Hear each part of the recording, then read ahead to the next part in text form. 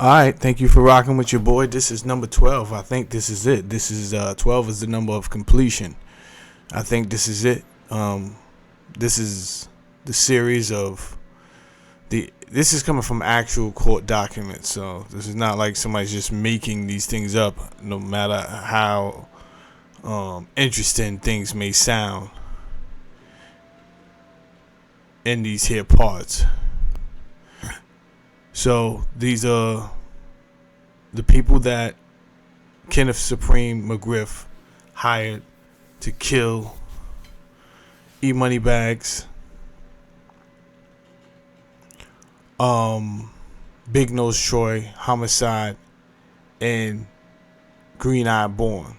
To my understanding, only half of the list, excuse me, only half of the list was accomplished, sadly. So, we listened early in the earlier series. We listened in the earlier parts. We listened to Emmanuel Manny Dog Mosley.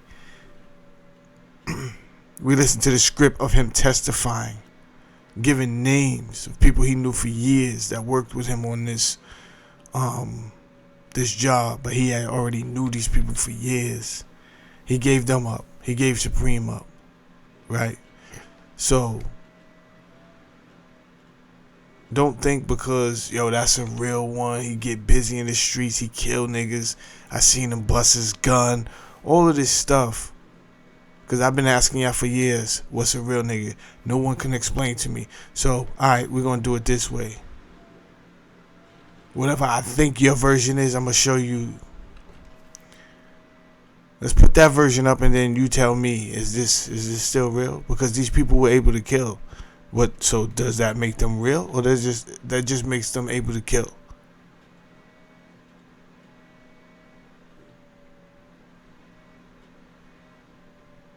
The question is, in our communities, do we want rapists in our communities? Do we want people that are easily triggered and impulsive with the ability to kill and walk away and get away with it? It could be somebody else's son today. It could be your son tomorrow. It could be somebody else's daughter today. It could be your daughter tomorrow. That being said, the person we listening to now is Smiley.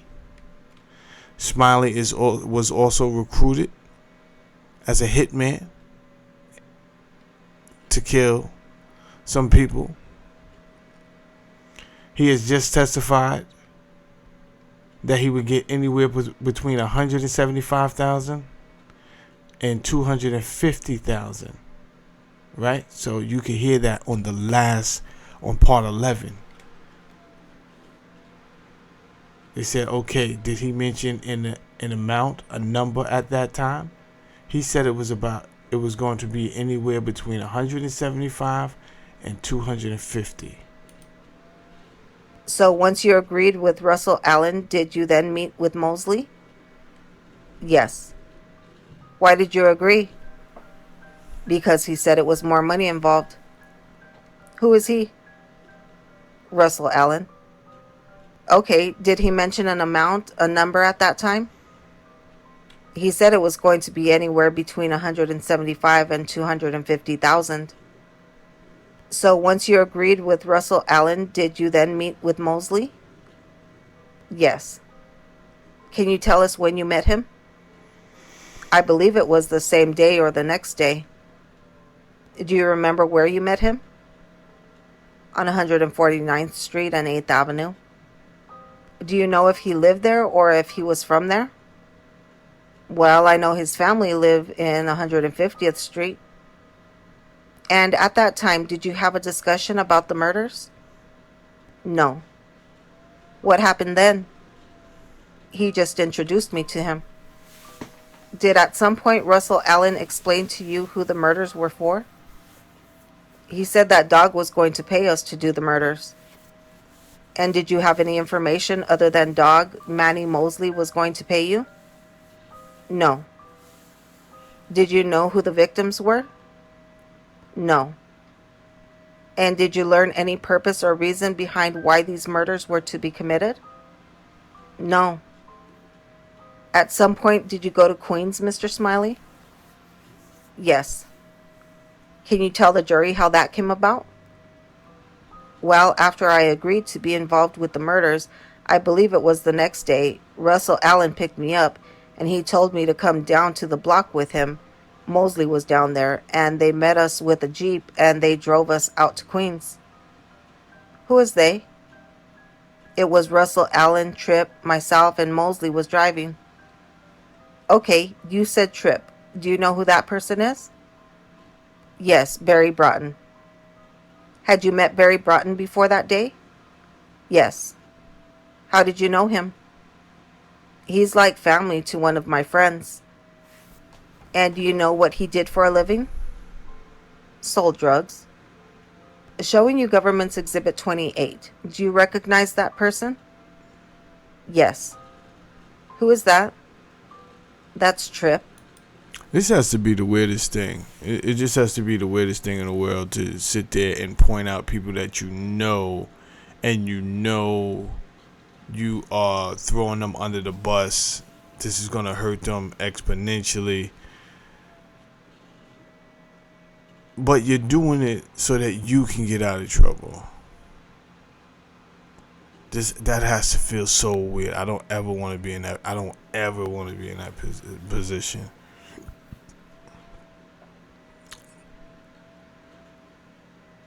It's crazy. That's crazy. So you said the next day after you agreed to it, so you, Mosley, and Tripp left in the car. Is that correct? Yes. Do you remember who was driving? Mosley. Do you remember what kind of car? I believe it was a Range Rover. Where did you go? To Queens. Are you familiar with Queens, Mr. Smiley? No. Do you know where you went to that day? Jamaica, Queens. And what happened once you got to Queens? We got to Queens, we parked by a lake, and after we parked by the lake, Mosley got out. He went and talked to some guy, and after he was talking to the guy, he came back to the Jeep. He told us we was going to stay in a hotel overnight. So we drove down the block, a few blocks down. We stayed in a hotel overnight until the next day. You said you went near a lake, is that right? Yes. And you saw Mosley speak to some guy? Yes. Did you later learn who that person was? Yes. Who was that person? Kenneth Supreme McGriff. Kenneth Supreme McGriff? Kenneth. Did you know who that person was? Not at the time because they was from a distance. Later on I learned who it was when I seen him. I recognized him. How did you recognize him? Because I seen him before. Did you know of him? Yes. What did you know that he did for a living? That he was ruthless in the streets? Showing you Government's Exhibit 32. Do you recognize that person? Yes. Who is that? Kenneth Supreme McGriff. Is this the person you saw Mosley speaking to near the lake? Yes. Did you ever have any conversations with McGriff? No. I'm also going to show you now what's been entered into evidence as Government's Exhibit 2002A, C, and D. Do you recognize that photo? Yes. What's that a photo of? That's the lake. This is 2002C. Is that where you first saw Mosley speaking to McGriff near there? Yes, near there. You said the first night you stayed at a hotel. What was the reason you stayed at the hotel? I don't know. Did you end up staying at a place the second night? He took us to a house across the street from the lake. When you say us, who are you talking about? Les, Tripp, and me. Who took you? Mosley. Let me show you Government's Exhibit 2002A. What's that a photo of? That's the house we stayed in. Where did you stay in that house? In a basement apartment.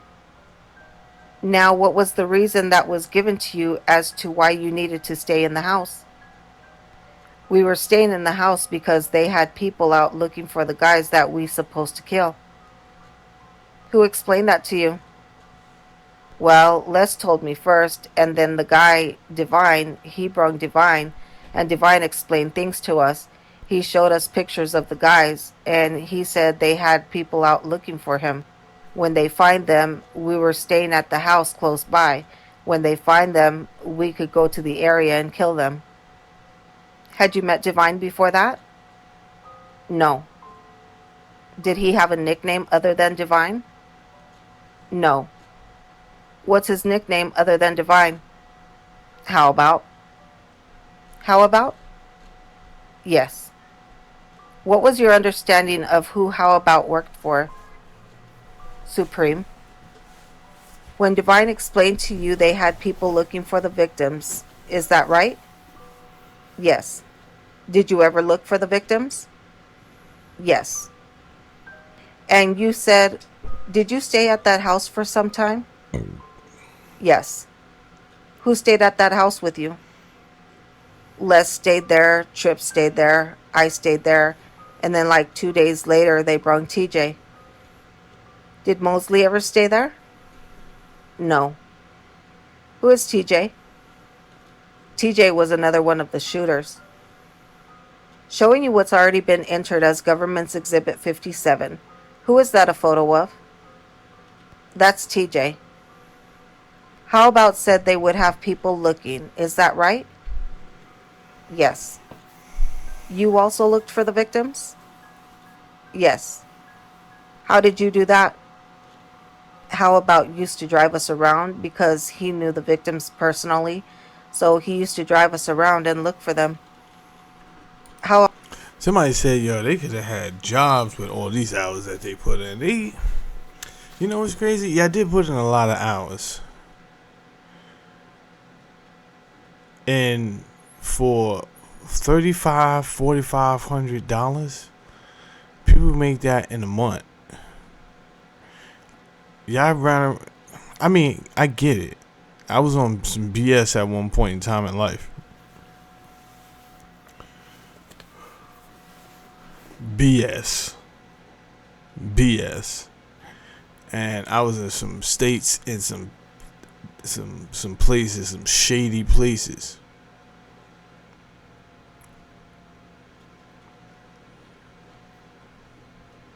And let's just say I was down to clown all around the town.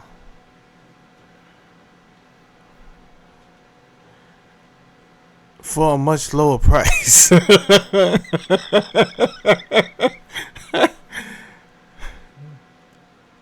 I'm laughing at my ignorance and how much I've grown. That's what I'm laughing at. It's crazy. It's just crazy because I don't condone my younger self, and I don't condone the people that are we talking about in this here real life story, right? Because these people could have changed. These people could have changed.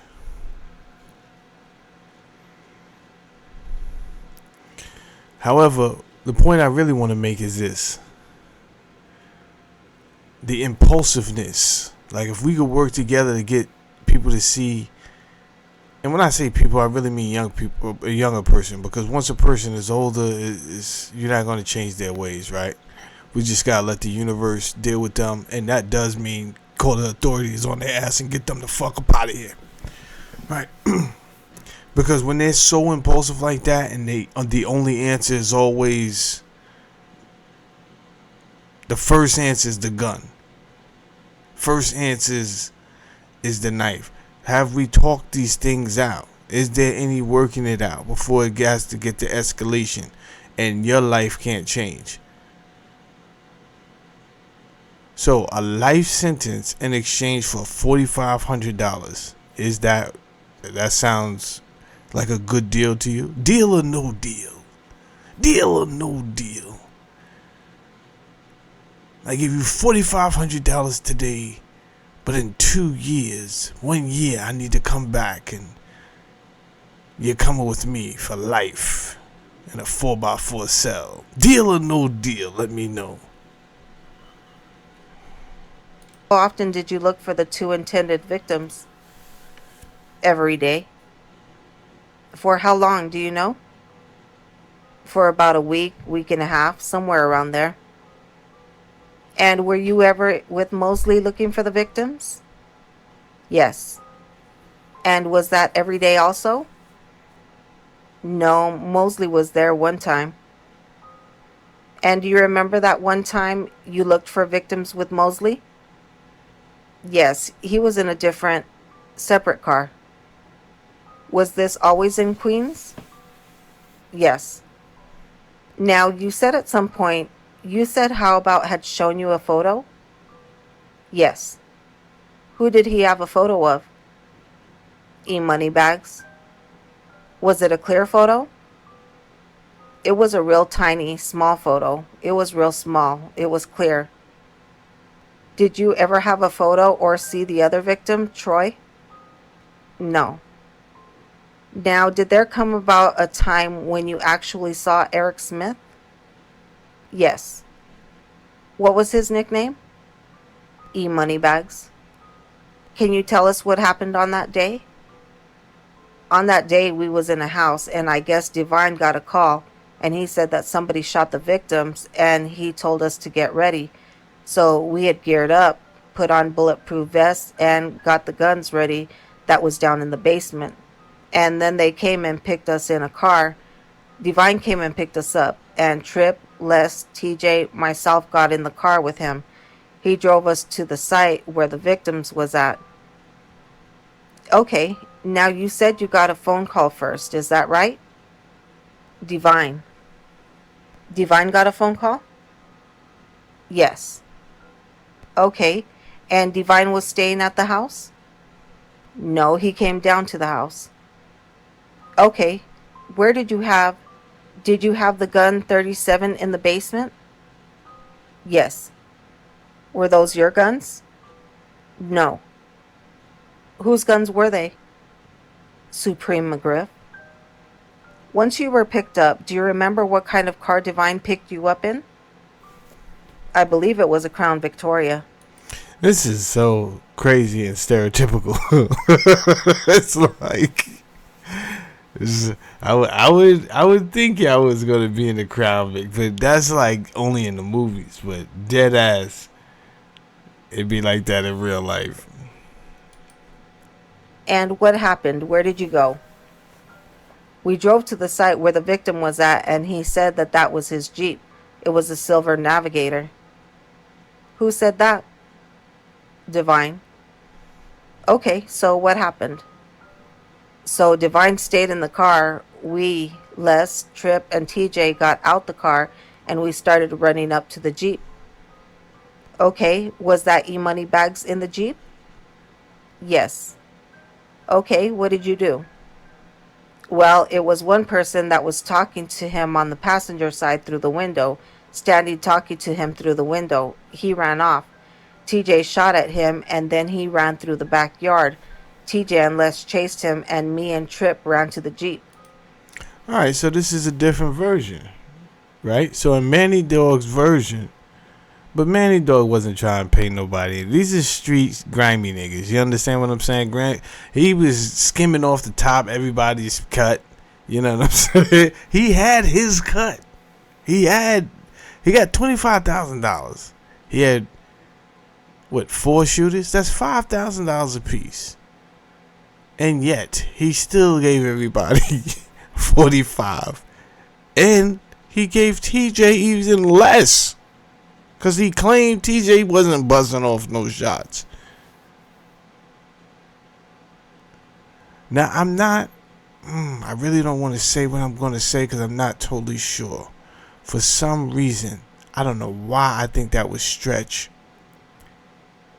I don't know why I feel like that was stretch running through. The person TJ was chasing, in my opinion, right now, without the other articles in front of me, I believe is Stretch.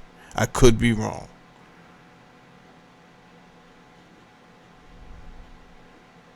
So TJ did let off shots. So you jerked TJ.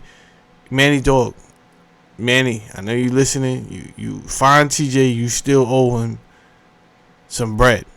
Because he did let off shots. What happened at the Jeep? Tripp shot the driver. Do you know how many times? I'm not sure how many times, but it was around 9 times. Did you fire a gun? Yes. How many times did you shoot? Around 15 times. No, that's okay. I was about to say, I got confused. I thought this was TJ. I was like, nah, TJ, you ain't let off 15 shots. Stop playing. But Smiley said TJ did let off some shots. So Smiley let off. Damn. Tripp let off 9. Unless Smiley's embellishing, he let off 15? How many times did Moneybags get shot? Yo, this is crazy. And that was into Moneybags, is that right? Yes. Was he seated in the car? Yes. Do you remember what kind of gun that you had? A Tech 9. That's why. He had a Tech 9. Do you remember what kind of gun Tripp had? He had a 9mm handgun. Now you said Tripp had shot him first, is that right? Yes. And where did Les and TJ go? They ran through the back alley, like through the houses. Did either of them ever fire at Moneybags? No. Okay, so I understand, Manny. On second thought, I don't know if you deserve any money. I don't know what you were doing, actually, TJ. You were not focused in the first place.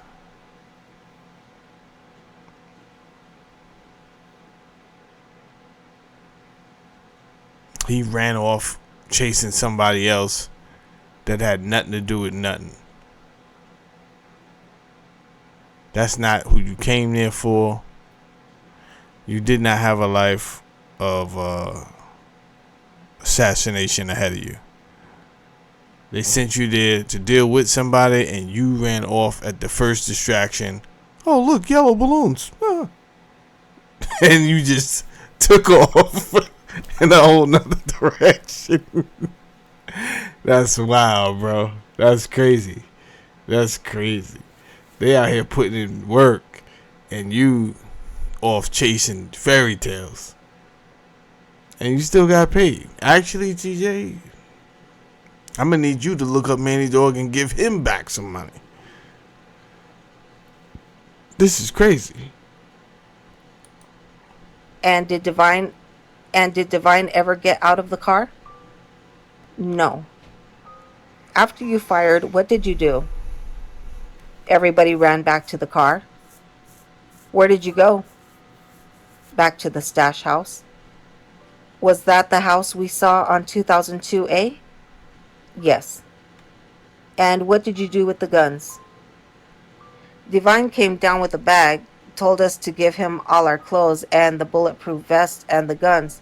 We gave everything to him. He put it in bags and he left with it. And did you see what he did with those guns? No. Now, just to be clear, was Mosley there at the time of this murder? No. And did you see Mosley after? Yes. When did you see him? He came to pick us up a few minutes after Divine left. What happened? He came to pick us up and drove us back to Harlem. And where did you go in Harlem? To Tripp family house. And what happened there? We split some money up. Okay, how much money? I believe it was $25,000. How much money did you get? At the time, $7,500. What does at the time mean? And why does everybody have different amounts? Manny Dog said he paid you $4,500. What is at the time? And who paid you? Mosley. Now, who all got paid if you know? TJ, Trip, Les, and myself? Do you know if TJ got paid? Yes. Yeah, TJ got paid. TJ got paid. Ladies and gentlemen, that's the end of this here series. And I just really wanted to point, we glorify these people most of the time because they have exhibited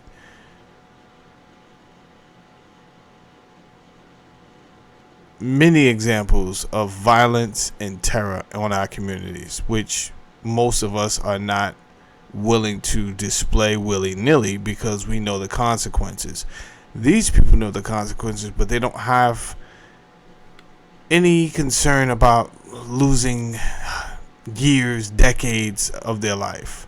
They'll put it all on the line, right? And they know you may not do the same.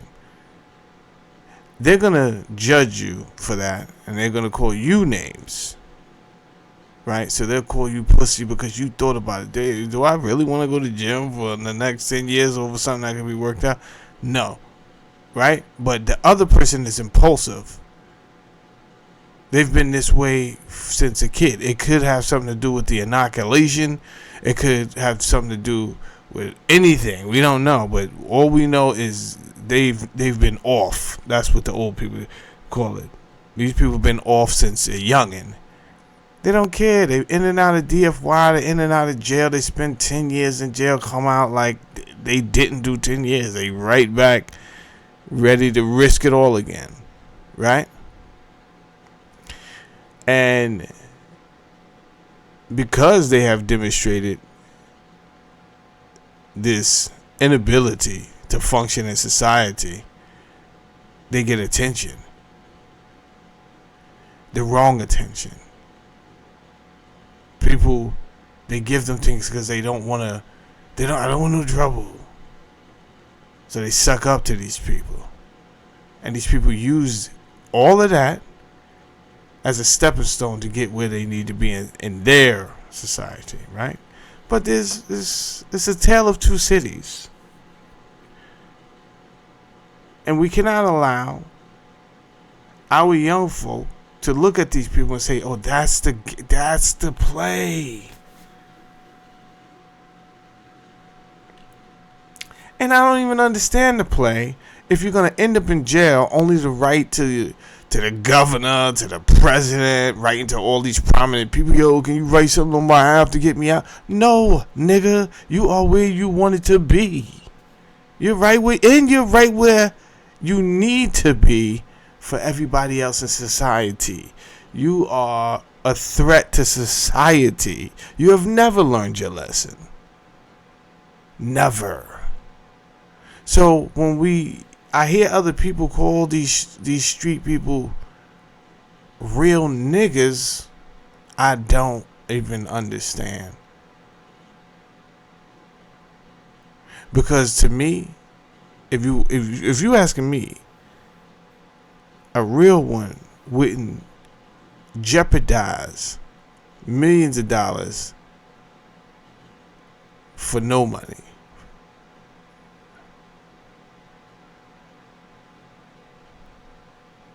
There has to be a way to do things.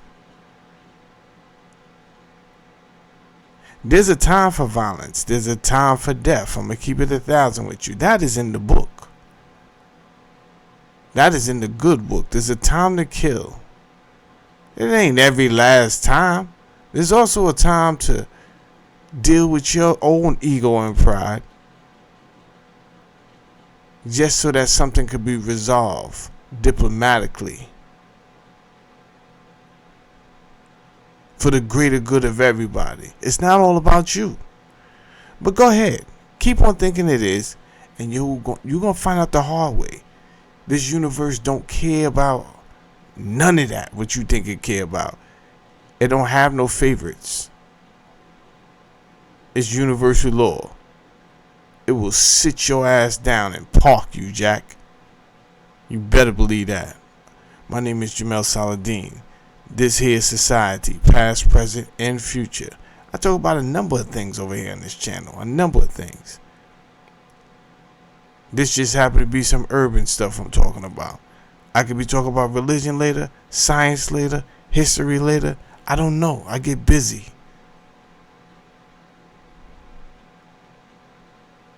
I'm what the French call compétent.